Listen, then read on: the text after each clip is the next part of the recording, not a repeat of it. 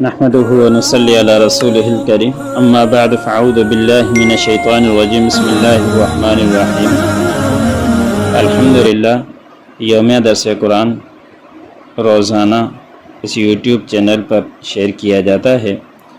سورۃ انبیاء کا درس چل رہا تھا۔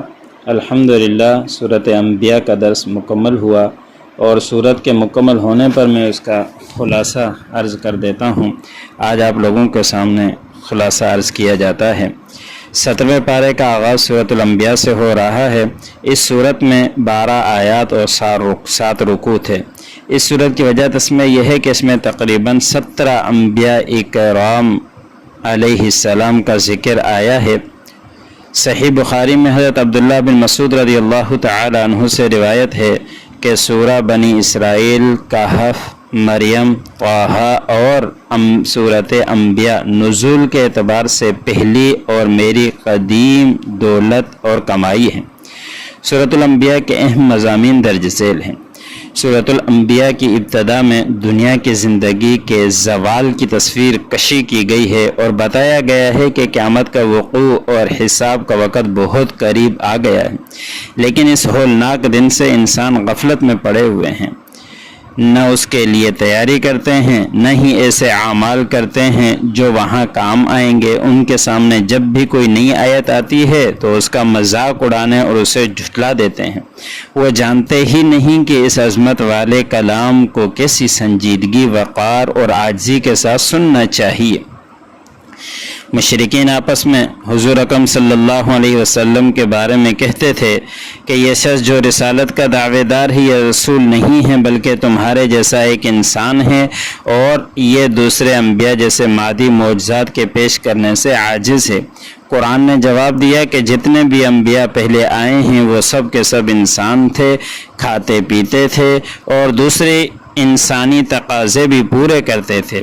کوئی ایک نبی ایسا نہیں جو بشری تقاضوں سے پاک ہو۔ جہاں تک معجزات کا تعلق ہے تو قرآن سے بڑا معجزہ کون سا ہو سکتا ہے؟ اس کے باوجود اعجاز میں سے ایک اہم وجہ یہ بھی ہے کہ قرآن کے آئینے میں مختلف عقائد و خیالات اور اخلاق و اعمال کے لوگ اپنا چہرہ دیکھ سکتے ہیں۔ اس میں ہر قوم اور ہر شخص کا تذکرہ موجود ہے، کہیں صراحتاً اور کہیں اشارتاً۔ ارشاد باری تعالی ہے، ہم نے تمہاری طرف ایسی کتاب نازل کی ہے جس میں تمہارا تذکرہ ہے، کیا تم نہیں سمجھتے؟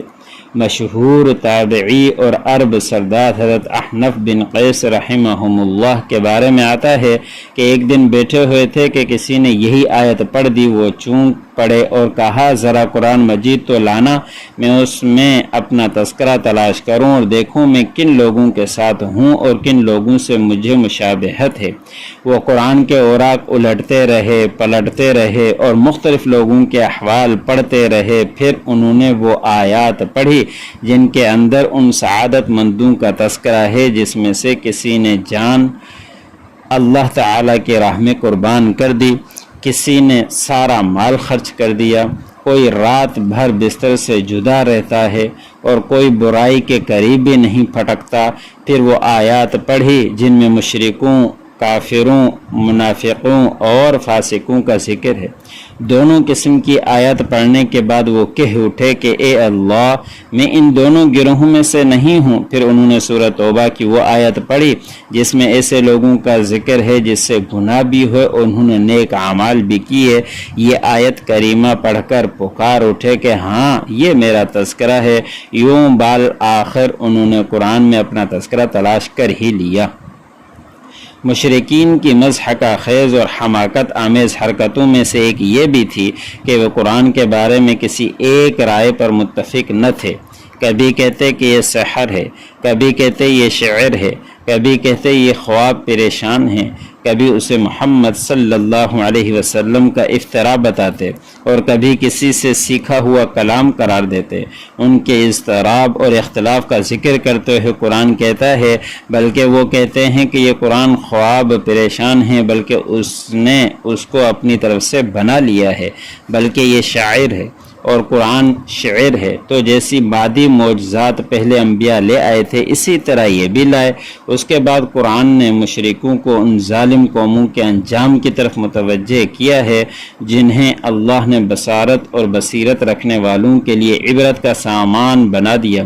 ان تباہ شدہ قوموں نے جب عذاب الہی کے آثار دیکھے تو بھاگ نکلنے کی کوشش کی، لیکن اللہ تعالی نے انہیں مہلت نہ دی اور انہیں راکھ کا ڈھیر بنا دیا۔